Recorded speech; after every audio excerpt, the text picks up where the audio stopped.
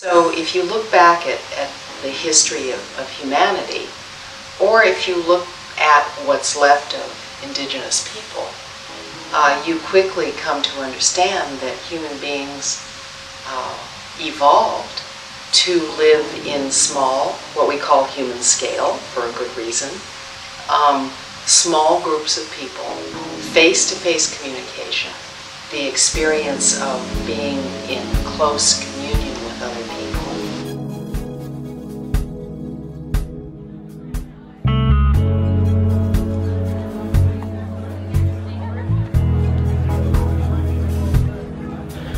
If the kind of hunger for materials that speak of a place and the human hand and so on are powering natural building right now, there is absolute starvation in the culture as it exists now for community interaction.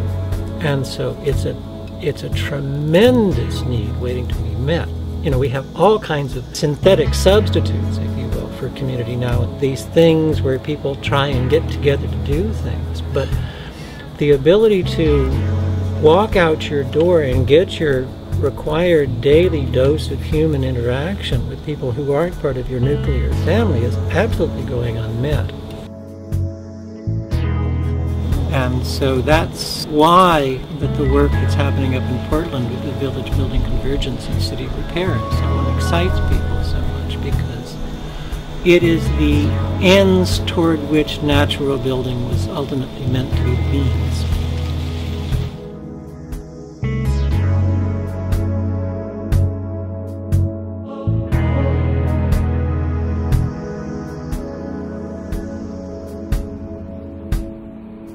None of the people who have ever lived on this street or who will ever live on this street have ever had a say in how their lives would be organized. None of them have ever said, for instance, hey, let's move the functions of living away from the functions of working. Let's disintegrate those things so that when we come home at the end of the day after working with people we don't tend to get to know, let's live among people that we don't tend to get to know. No one ever said, hey, let's make everything bilaterally symmetrical as far as the eye can see, north, south, east, and west, and let's do it to every city west of the Ohio River all the way to the Pacific Ocean. San Diego, Seattle, Portland, St. Louis, Chicago. What effectively happened was the great commons of this land was converted into a commodity. Locating the great commons there in the intersection is just simply to recognize that where our pathways come together, so do our lives. This is the most profound principle of urban design, the intersection. The idea that you enable people to intersect however you can to enable them to communicate and to meet each other, to facilitate events, things that happen. It's about facilitating communication, not just the movement of goods and services. It's about helping people to build relationship. Everything goes on in the piazza, and I suppose you could say conversely that if you don't have a piazza, if your neighborhood doesn't feature even one public square, how much is going to be going on? That principle of build it and they will come, or build it and something will happen. What if it's not there? What if you think you have freedom of assembly and nowhere to assemble? In fact, in the United States, we have fewer outdoor gathering places and indoor gathering places than probably any other country in the history of the world. And also the most acute social isolation and its associated problems of any first world country. I'm going to take you into Portland, Oregon now to show you our great experiment with that city.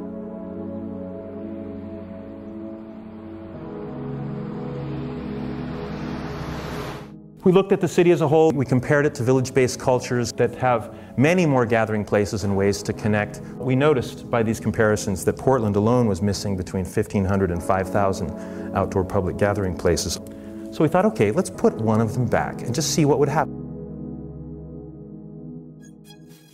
In advance of this day, when we came out to paint the street without permission, we were building these little structures in an adjacent yard about a block away. A place for neighborhood news, a 24-hour tea station, a family-sized bench, a kids' clubhouse, a place for art and poetry, all these trading installations, a stage, and a little library. And of course, what we were doing was we were seeding a garden of the village. We were regrowing the village heart with all of the functions and amenities that you'll find. Go to Europe, go to Africa, you'll find all this vitality at the village heart. So we were saying, we can have that too, we ought to have it. What we were doing was calling attention to the fact that we didn't have even one public square in the entire city, not one public living room. But we built one in Portland And it had this incredible catalytic effect. It was so inspirational to a city that it had never even known what this could be like. It said that there is a place where we all belong, where time and space is not for sale. It was so successful in building community, it's just the barn raising. It's not even a new idea. It's an old idea that is our absolute birthright. Get together, do something that uplifts the common life, build relationships that way, dance, eat together, wake up the next day with new ideas, not so afraid of each other or the world. So very logically here in the Sunnyside neighborhood, you see the neighborhood taking their emblem, the sunflower, their logo, and laying it down on the street. So it's a very exciting thing. You just build an example, people experience it spatially, and then they can start to talk about it, and then other people want to do it.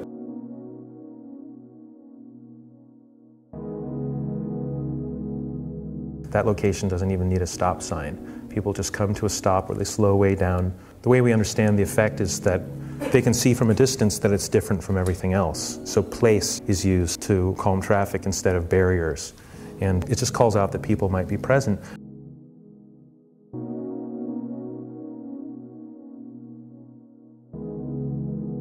Those are small projects, and so are these. And each one of them is really a node. It's a way that people connect, intersect with each other. It's something that draws them, attracts them, gives them something to talk about. Here again, another household giving up part of their front yard to create a little gathering place for the community. So people actually perceiving that they can go over the lines and invite other people, even strangers, to come onto their space, to just linger for a while, overcoming their fears.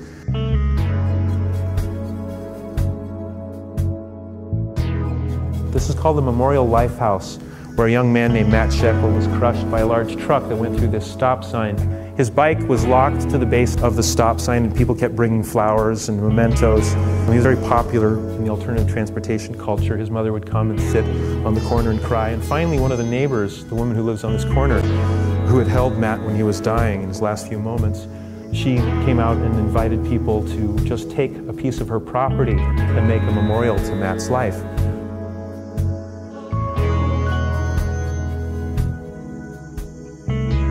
Poetry Plaza, a place where this woman in the green dress gives up her front yard for local students to come and write poems, for people to leave original poems in that little mailbox there for people to just come and take and to leave.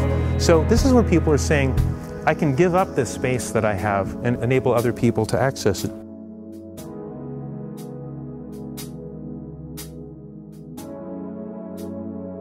This is one of the biggest things that we've ever done. This is a building that's made out of all recycled and natural materials. Even the steel is recycled. It's a facility that takes stuff that's going to the dump, filters it, and sells it back to the public. Old 2x4s, toilets, stuff like that. Tons and tons of stuff goes out of the waste stream, including what the building itself is made out of.